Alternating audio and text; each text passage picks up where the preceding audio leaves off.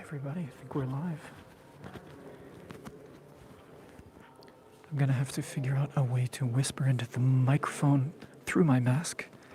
So you can let me know in the comments if you can hear me okay at this volume. It's great to see so many of you here showing up live. Thank you so much. Really appreciate all of you. And just moments ago, this very space was full of families chatting and laughing and celebrating a baptism that just took place here a few moments ago.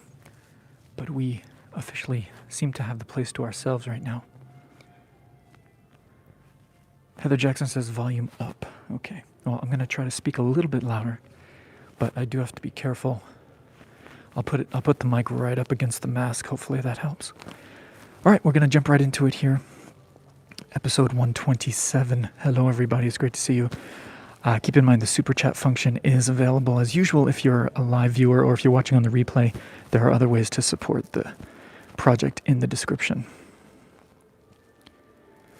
Okay, let's jump right into it because I've got a lot to show you here.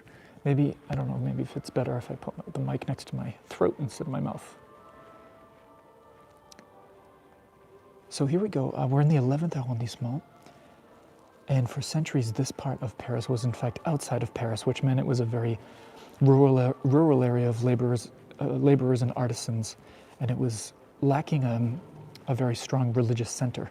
So for that reason, in 1625, they erected a modest chapel here that was dedicated to Saint Margaret or Sainte-Marguerite, and this is the church that we are in the expanded version of that church, because a little bit later, in 1712, they made quite a few additions. I can see everybody saying bonjour there in the live chat. Thank you. Really appreciate it. Welcome, welcome. So 11th arrondissement, the Église Sainte-Marguerite, St. Margaret. And we're going to see some beautiful representations of her today in this church. In fact, this is a very easy church here in the 11th to overlook. But a lot of people don't tend to find it or talk about it. But it's really known for having a considerable amount of quality art. Everything from glass to paintings, beautiful statues, trompe paintings, which we're going to enjoy as well. And they're just masterpieces around every corner here in this church, and almost nobody knows about them. So I thought that we would enjoy them. Here we're looking at the nave, this church.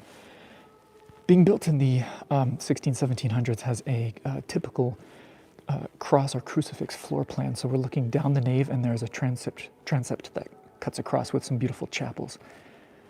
Thanks, Deborah, for the support there. Deborah says, I mapped up.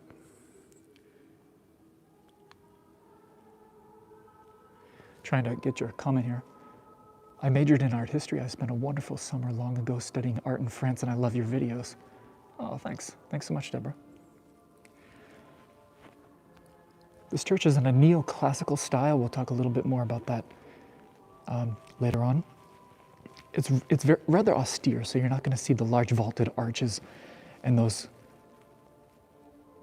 Gothic buttresses or anything like that. It is much more austere and modest. We see some very Rococo style windows, those very round windows that don't let in much light. In fact, we're very lucky today that there is a good sunny day outside that will illuminate the space for us for the purposes of the episode.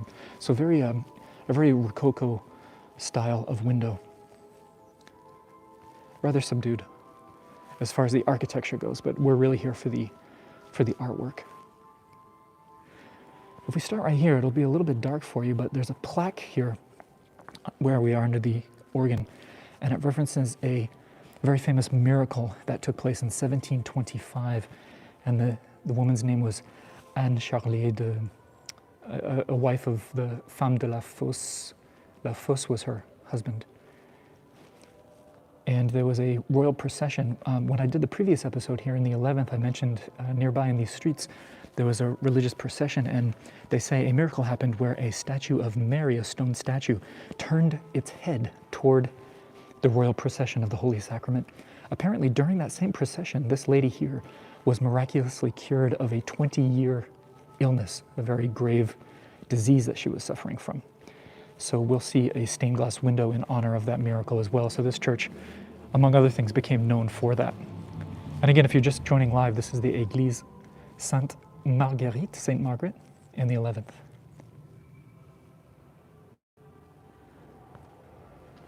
Speaking of the construction, just really quick to give you an idea, I know it's too small for you to read, but the areas in yellow is 17th century construction, and then everything there in sort of orangey pink and purple is the 18th century. So those are the two periods that we're dealing with here.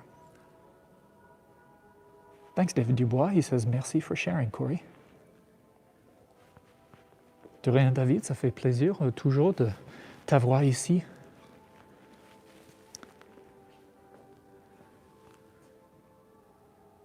Now here, brace yourselves. We've got, again, some hidden mastery, straight up masterpieces in this church. And this is a painting from the 17th century by an Italian painter called De Rosa.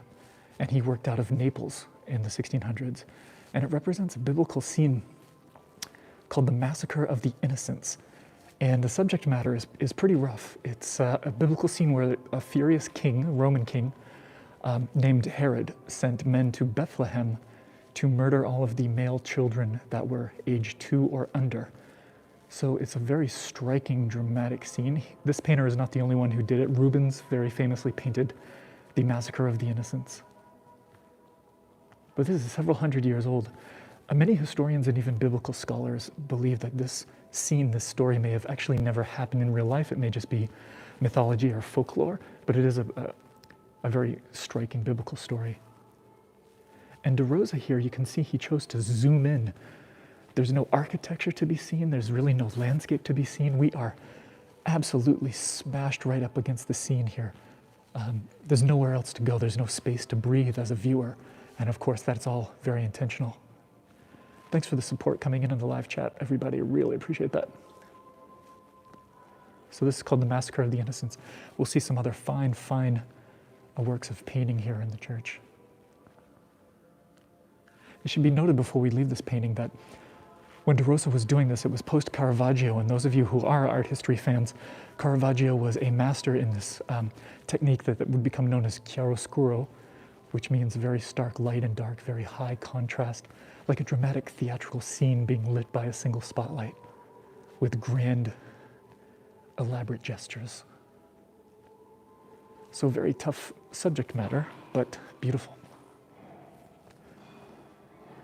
I want to show you some stained glass here. This is Saint Vincent de Paul, Saint Vincent de Paul, always seen with children. This is from 1938, and we'll see plenty of beautiful stained glass here.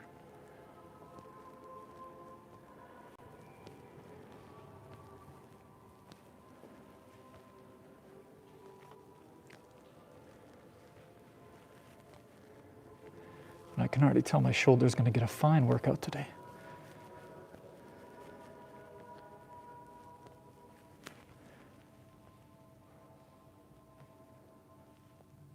Jennifer Robinson says, no one does not like Caravaggio.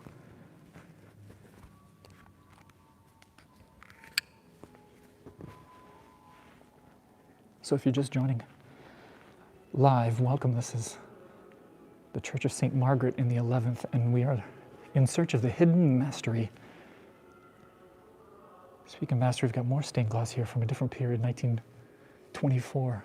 And if we look closely, this is following World War I, and these two grand windows are dedicated to the soldiers.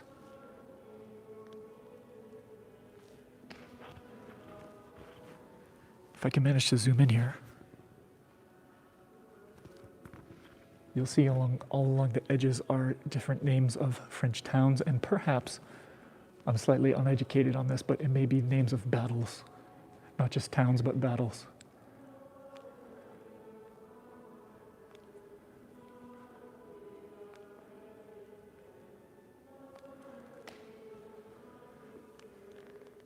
Should also be noticed, look at these two ladies here. In the late 1800s, early 1900s, when churches had to drum up money for stained glass projects, which were very pricey, usually the benefactors would have the option, as a way to motivate them to donate money, that the family members could be inserted into the biblical scenes. And so usually when you see, for example, an early 20th century stained glass window with faces that are not necessarily part of the story, but seem to be looking at us like a portrait, we can assume that that was probably a couple of the members of the family that helped pay for this window.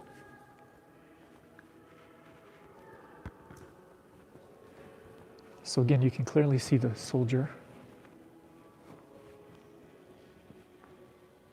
Thank you, Dave, in the comments. He confirms that it's the names of battles.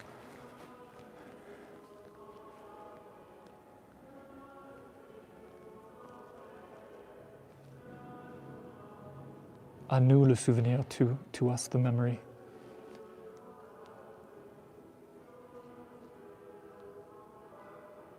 You can see a chateau here. If I spend enough time, I might be able to figure out which one that is. Looks like it might be perhaps Reims or Orléans or something like that.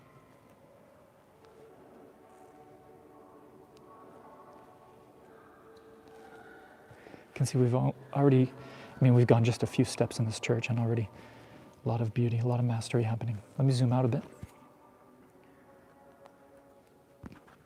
You can see that these two windows bookend a monument to the lost soldiers fighting for France during the First World War.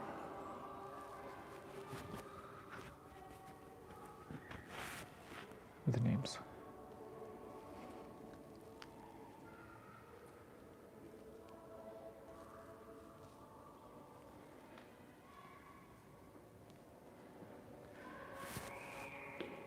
Fun fact, if you ever come here on a sunny day in the morning, maybe 9 or 10 a.m., you'll have the sun blasting through these very windows that we're enjoying here, and it sprays a delicious array of colored light throughout the church. It's another one from the 30s.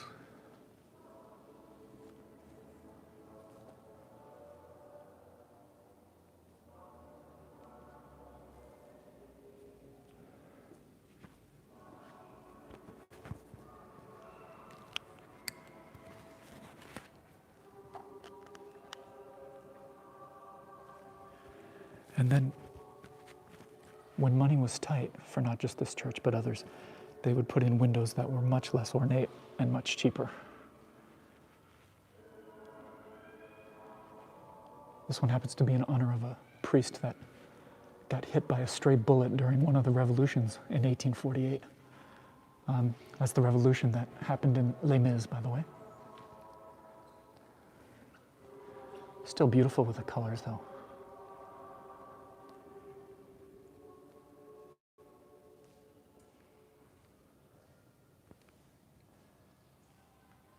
Thanks so much, Bonnie Turbeville, for the support. I see you there. I really appreciate you.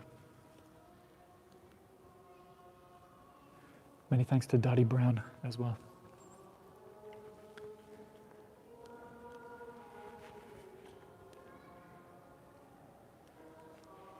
Another commemorative window to the martyrs that were guillotined.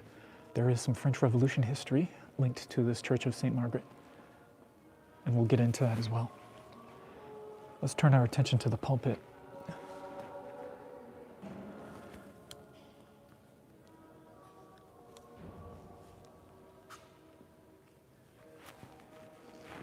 This is from 1704. That's a nice composition with the window. 1704 wooden reliefs that give us scenes of St. John the Baptist, St. Peter, St. Paul, and even Jesus himself.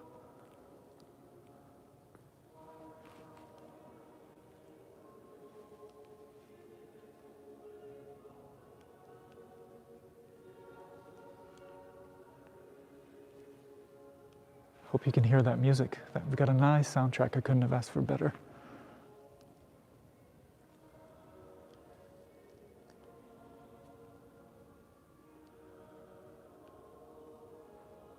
Danielle Molden says, beautiful woodwork. Yeah, Danielle, there's something about the wood that really grabs me. Especially after you've spent so much time admiring stone and glass and iron and something about wood. And of course, this isn't a medieval church, but in the Middle Ages, those artisans absolutely believed that each different material that they used had its own spirit and its own soul. And wood was very highly regarded because it was alive, or at least at one point had been.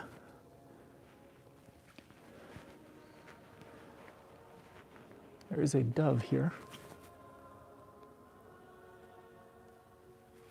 Admittedly quite dark, but get the idea.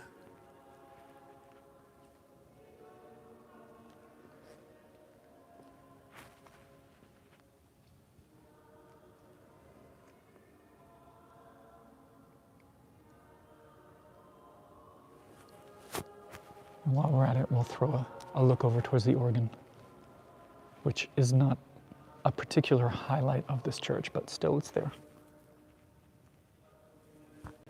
Always love a good organ, whether it's notable or not.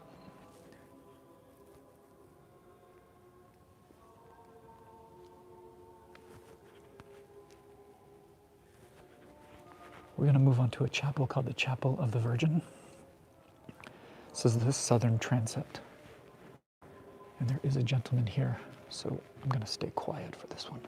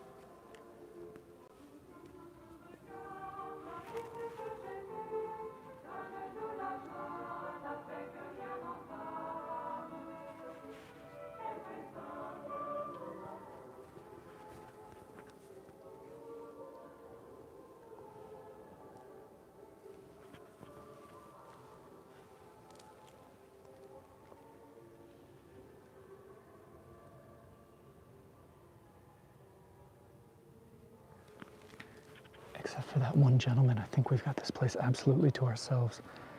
That's a chapel that we'll obviously check out a bit later.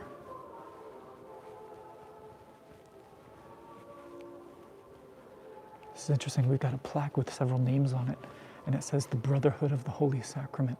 So this would have probably been the organization or the gentlemen that were in charge of protecting the Holy Sacrament here. And you can say it was, you can see érigé means founded in August of 1690. And I'll try to get in close to show you some of these names. Most of them are signed from in the 1920s.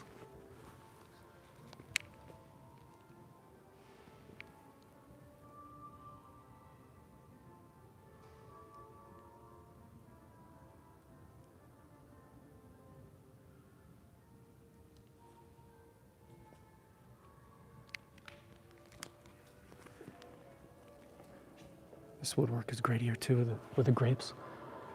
The writing there, just so much artistry.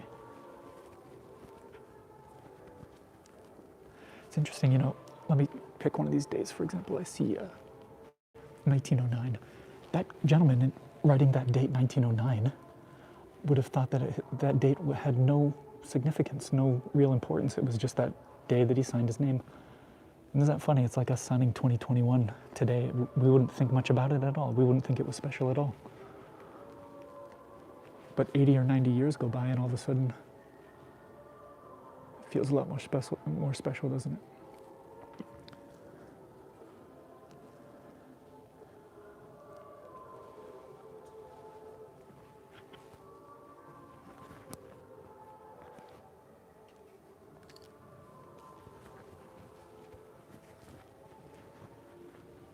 Before we get to the back of the church, we need to look at this now.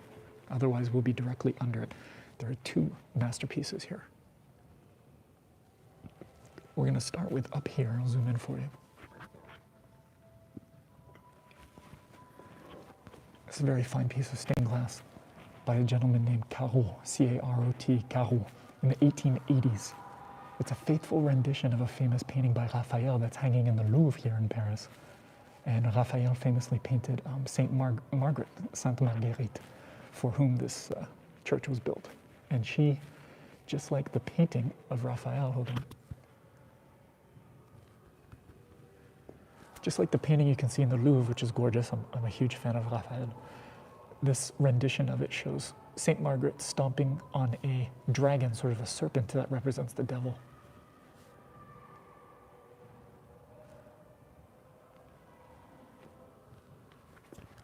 And you know, I found out that this was one of the very first stained glass pieces that this artist did, Carot, and I really you gotta admire the guy's chutzpah to have one of your very first windows that you design. You're like, oh, I'm just gonna do a copy of a Raphael painting. I appreciate that. I'm biting off a bit more than you can chew, but he pulled it off. It's beautiful.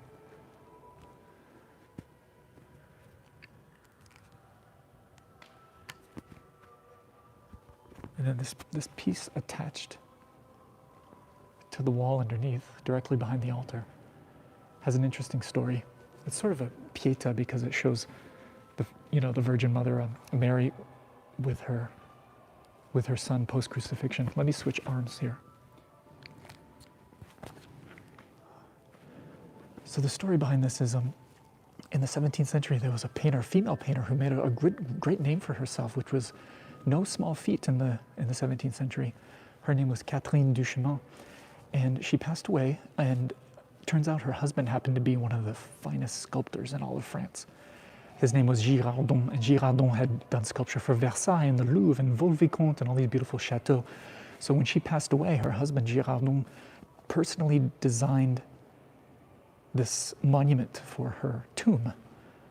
The tomb happened to be in a different church at the time, but the church was destroyed, demolished, and they transferred this part of the funerary monument for the wife.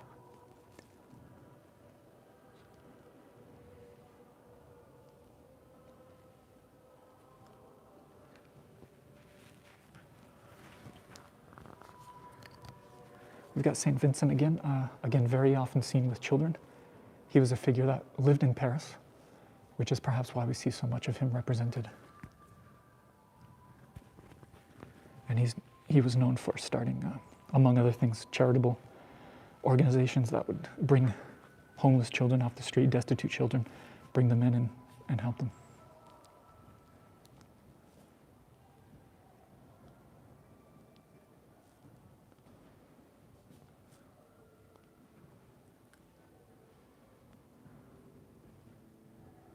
And it's just, there are paintings everywhere.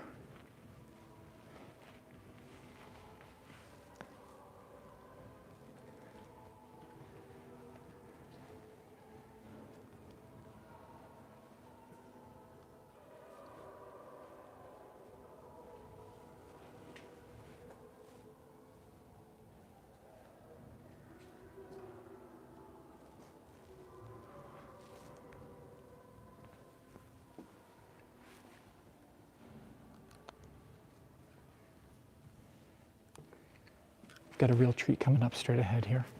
But first I just want to point out this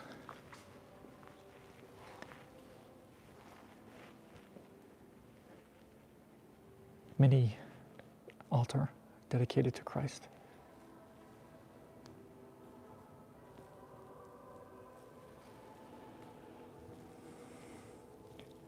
Okay, this is one of the coup de grâce, one of the highlights of the church here. And what I'm going to do is maybe slip you through the gate so you can get the best look.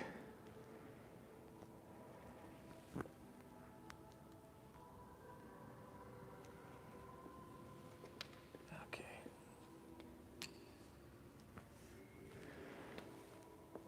Let's find a composition. This is called the Chapel of Purgatory, sorry.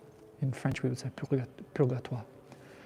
The Chapel of Purgatory was added later on to the existing church in the 1760s, and it was designed by architect Victor Louis. And if you're a fan of the Palais Royal, those beautiful colonnaded walkways, those arcades that flank, those three sides of the Palais Royal garden were designed by this same architect. Perhaps that's why he used the motif of the columns. He also did the Grand Theatre in Bordeaux, which is a very well-known monument. But because of a lack of funds for the decoration, he decided to bring in an artist that was an expert in trompe-l'œil meaning a two-dimensional painting that is meant to replicate 3 dimensions and look 3D. So he brought in a master of that art by the name of Brunetti. And so this is all painted on a 2-dimensional surface, just very recently restored. It was actually for many years in quite a state of disrepair. This same artist Brunetti who did these paintings happened to do you can find a beautiful piece of his in the staircase at the Musée Carnavalet. Those of you who know and love the Carnavalet, there's one particular staircase with a big mural of sorts, a fresco painted on the walls as you descend the stairs. And that's by the same artist. So again, trompe-l'œil in French means to trick the eye. And so this is all faux 3D. But it is considered, I mean, make no mistake, this is considered an absolute masterpiece and very rare to see in French churches. Now that it's been fully restored, you could argue that this is one of the best pieces of trompe-l'œil that you can find in town. Let me show you through the other side. The Chapel of Purgatory.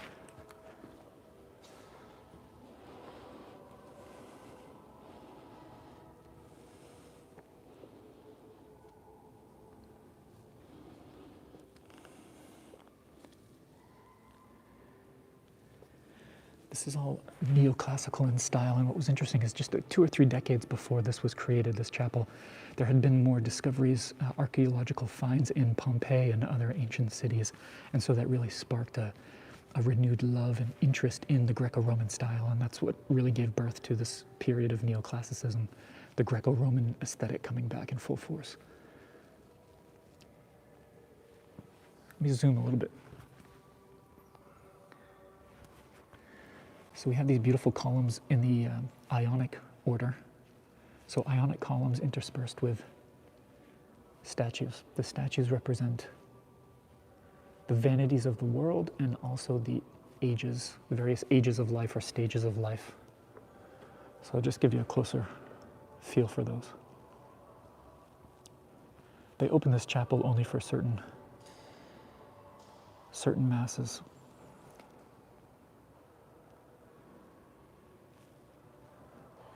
And then up above on the left and the right on both sides, we've got a beautiful frieze that in this case represents the death of Jacob and then the events that followed his death and his funeral.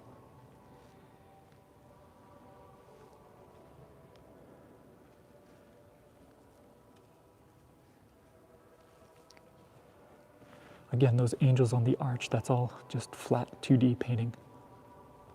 And this is just an absolute treat to behold.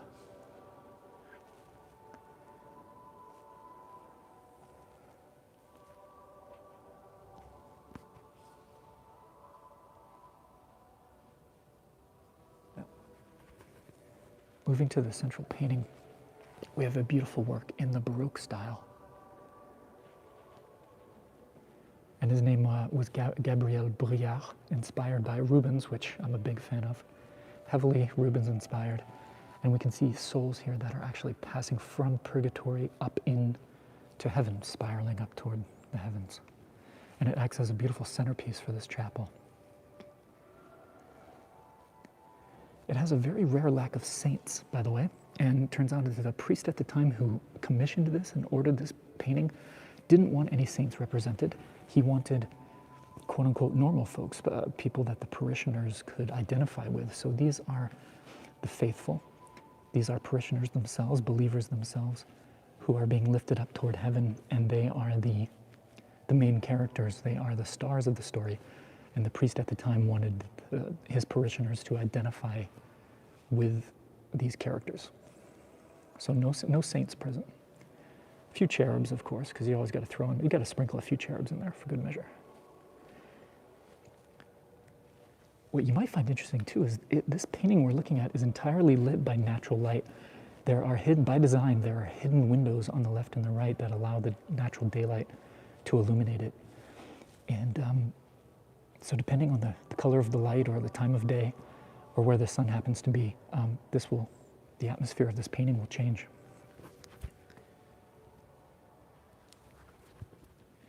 And I'm just absolutely in love. Absolutely in love. So what we've got here is a contrast of the earthly architecture, the statues, the columns and whatnot, and the very ethereal, otherworldly, heavenly painting. So that contrast is intentional, representing underlining the duality of life and death here. And then just sort of one more scroll upward. It's almost like being transported to Italy for a moment. A skylight. So that's the Chapel of Purgatory. I do want to mention here before we leave, outside of this chapel, outdoors beyond the walls here, there used to be a cemetery linked to this church for a long, long time. And it happened to be a cemetery for many victims of the guillotine during the French Revolution. We are in sort of sandwiched here geographically between the Bastille area and the area of La Nation, Place de la Nation, both of which had guillotines installed during the Revolution, and so victims needed to be transported from there and thrown into mass graves. And so the cemetery that no longer exists but did exist was beyond these walls. One of the most famous burials that happened supposedly was Louis XVII, who was the king, the son rather, of Marie Antoinette and Louis XVI, who both would end up guillotined. They had a daughter who survived the revolution and a son who died in prison. He was not guillotined, but he became known as Louis XVII, even though he never ruled. And he died at 10 years old, so the story goes, in a prison here, the Temple prison in Paris. And he was buried in a mass grave of the cemetery. Now there's a private courtyard that you can access beyond these walls. And I managed to get in the other day, talked my way in, and took some photos of a little tomb that has been erected in honor of young Louis XVII, the 10-year-old boy who died during the revolution. And I can share that with my patrons. If you're a Patreon supporter, I'll be sure to share my photos of the monument to Louis XVII. It's quite a story. There were some 300 guillotine victims buried in the cemetery here at St. Margaret.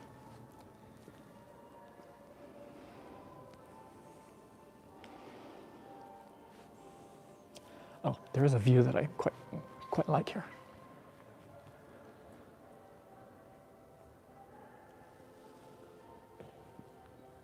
And we missed that window up there, but she'll understand.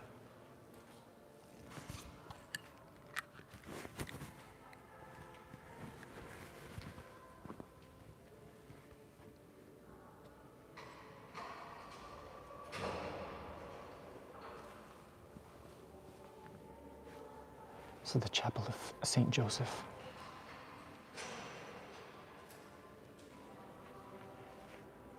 Beautiful light coming in.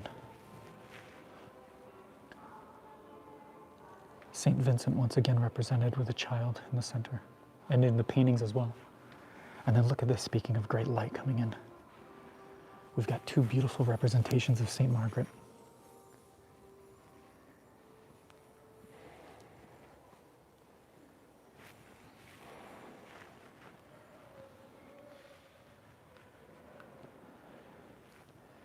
And a bit of stained glass light coming through. Let's talk about St. Margaret, the saint that this church is dedicated to. She's from the 3rd century, Marguerite. And the story goes that her father was a pagan priest who disowned her for her Christian beliefs. Later, as a teenager, she was traveling around and she happened to catch the eye of a high-ranking Roman official, and he made advances toward her and wanted her to be his wife or perhaps something else, and she refused. And of course, the Roman official was furious and had her put to trial and ordered her execution. And what's wild is they said that first they tried to burn Margaret, and she was unharmed. The flames did not hurt her, So they moved on to boiling water. They threw her in boiling water, and apparently she was unharmed by that as well and survived. So they finished by having to behead her, which I guess is maybe the destiny of many saints. But she was a tough cookie, according to the story. If Nancy Brisson, one of my longtime supporters, if she's watching, shout out to Nancy because she told me that her late mother's name was Marguerite. And as I understand it, she would have turned 96 years old right around this time. So shout out to you, Nancy Brisson. And then we've got, I believe, Saint Margaret in this painting, which I adore. Absolutely adore this painting.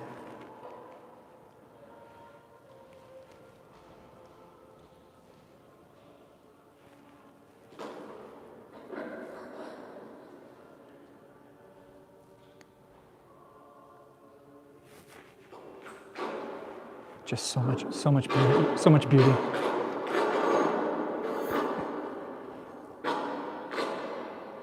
That's not my microphone, that's the priest's microphone. Saint Joseph here with a child.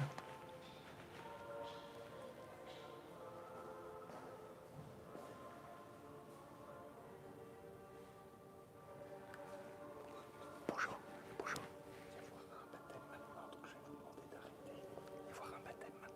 Ah, il y a un baptême maintenant. Ok, ok, je comprends. Merci, monsieur. There's apparently another baptism coming, so I'm going to have to really speed this up.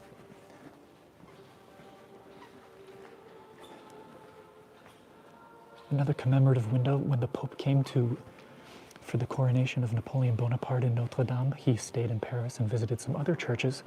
So this is Pope Pius VII visited this very church, which must have been a big deal. Related to the very early plaque that we saw today, this is the miracle that happened to the woman after her 20-year illness. That's a commemoration there. And you'll see a theme here. They put the cheaper windows here on this northern side that don't get a lot of sun. And they spent the big money on the south side, which makes sense.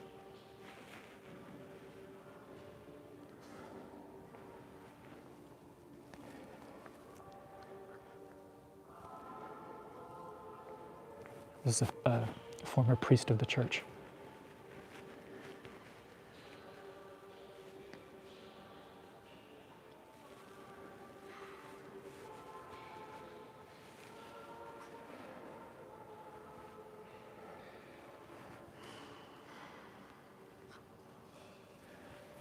And then one last thing.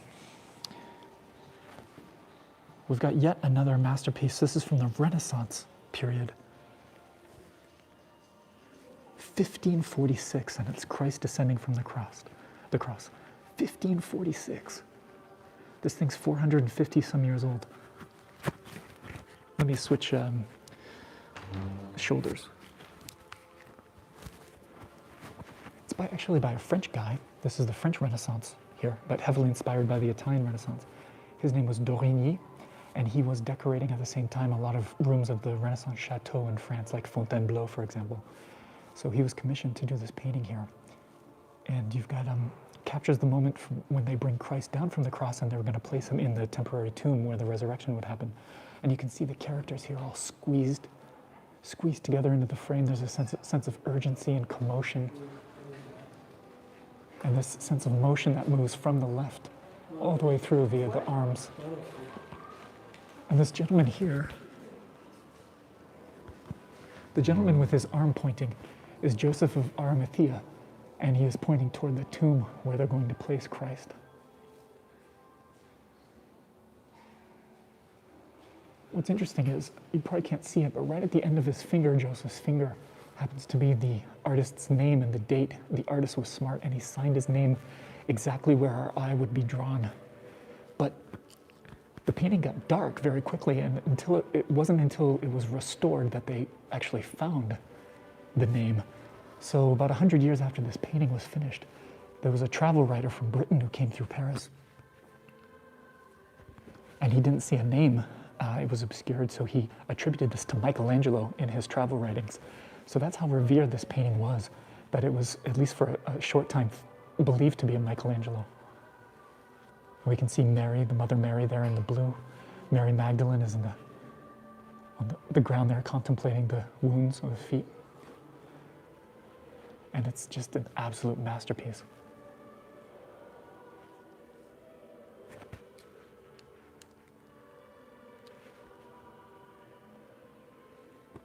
Look at the detail in the soldier's garb here.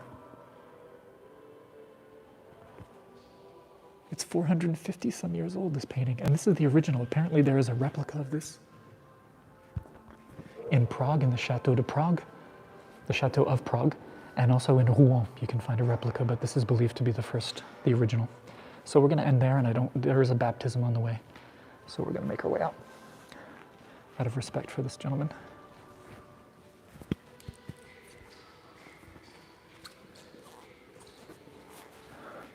Before we bother him one more time. Okay, I'll show you the outdoors really quick. Merci, monsieur, bonne journée. Oh, pardon. Juste une information. Oui. Ça résonne énormément là. Ah, excusez-moi. Donc, quand on demande quelque chose, respectez-le. Ok. Parce que je comprends. Oui, excusez-moi. Je montre à quelques amis. Mais ça résonne énormément. Il y a des gens qui prient pour les empêcher de prier. Vous avez raison, tout à fait. Je me permets juste. Merci, bonne journée à vous. Merci à vous. Okay, so he was essentially telling me, hey, we can hear you. Like, it was a bit too loud. Okay, I know you want to see the outside, so we're going to do that, and then I'm going to wrap things up. If I can clip this microphone. So, it's very austere for sure, from the outside. And I did show you a little glimpse during the previous episode. But why don't we wrap things up there? There is quite a nice bell tower rather. And we'll wrap things up there. So thanks everybody for joining me. If Patreon members want to join me on Facebook for a bit of a ride around tour extension, I'm game, so just give me 5 or 10 minutes and I'll see you over there. If you want to support the cause, everything's in the description. And I really thank you for taking the time to enjoy this church, Sainte-Marguerite. And when you go in there, just make sure you whisper a little more than I did, because I tend to get excited, and I don't doubt that I was maybe speaking a little too loudly in there, and I apologize to anyone who happens to be in there at this moment. Thanks everybody, really appreciate the support and the super chats and all, and I hope you have a lovely day. I'll catch you on the next episode. Take care.